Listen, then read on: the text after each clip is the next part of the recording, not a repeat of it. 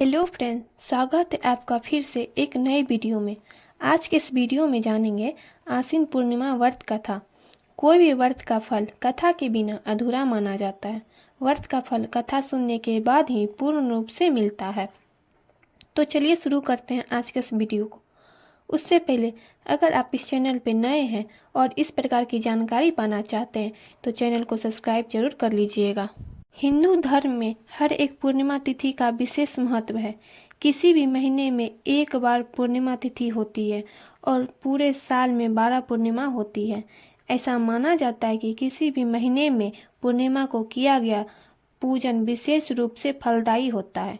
इन्हीं पूर्णिमा तिथियों में से आश्विन महीने में पड़ने वाली पूर्णिमा का विशेष महत्व बताया गया है।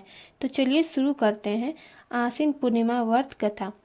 आश्विन पूर्णिमा की एक पौराणिक कथा के अनुसार प्राचीन काल में एक साहूकार था।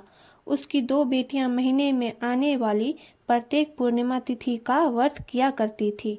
इन दोनों बेटियों में से बड़ी बेटी हर पूर्णिमा का व्रत पूरे विधि विधान के साथ करती थी, लेकिन छोटी बेटी व्रत के साथ सभी नियमों का ठीक से पालन नहीं करती थी। साहूकार की दोनों बेटियां धीरे धीरे बड़ी होने लगी और उनका विवाह हो गया। बड़ी बेटी के घर एक सही समय पर स्वस्थ संतान का जन्म हुआ। छोटी बेटी को भी संतान हुई, लेकिन उसकी बेटी की संतान होने के बाद तुरंत उसकी मृत्यु हो जाती थी। जब छोटी बेटी के साथ ऐसा 2-3 बार लगातार हुआ तो उसने एक ब्राह्मण को बुलाकर अपनी पूरी समस्या सुनाई और इसका उपाय बताने के लिए कहा। उसकी सारी बात सुनकर और उसके कुछ प्रश्न पूछने के बाद ब्राह्मण ने कहा उससे कि तुम पूर्णिमा अधूरा व्रत करती हो, इस कारण तुम्हें व्रत का फल पूरा नहीं मिल रहा और तुम्हें अधूरे व्रत का फल दोष लग रहा है। ब्राह्मण की बात सुनकर छोटी बेटी ने पूर्णिमा व्रत पूरे विधि विधान के साथ करने का निश्चय किया। आश्विन पूर्णिमा आने से पहले ही साहूकार की छोटी बेटी ने एक बेटे को जन्म दिया, लेकिन उसकी तुरंत मृत्यु हो गई। इस पर उसने अपने बेटे सब को एक चौकी पर रखकर उसे कपड़े से ढक दिया। जैसे ही बड़ी बहन उस चौकी पर बैठती और मरे हुए बच्चे को उसका स्पर्श हुआ, वह जीवित होकर रोने लगा। तब बड़ी बहन क्रोधित होकर बोलने लगी, उस पर अभी हत्या का कलंक लग जाता। इस पर छोटी बहन ने उत्तर दिया, वह बच्चा मरा हुआ ही था, लेकिन आपके व्रत और तप के प्रभाव से आपके भीतर के तेज ने उन्हें जीवित कर दिया।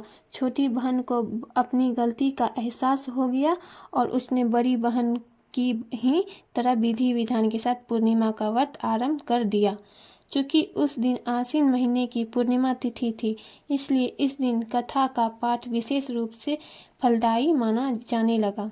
ऐसा माना जाता है कि जिस प्रकार माँ लक्ष्मी और भगवान विष्णु ने साहूकार की बेटी की कामना पूर्ण करके उसका जीवन को सौभाग्य से भर दिया, वैसे ही हम पर भी कृपा करें।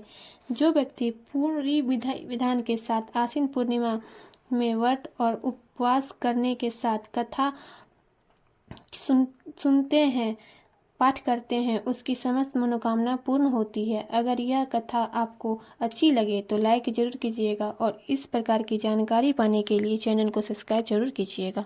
धन्यवाद।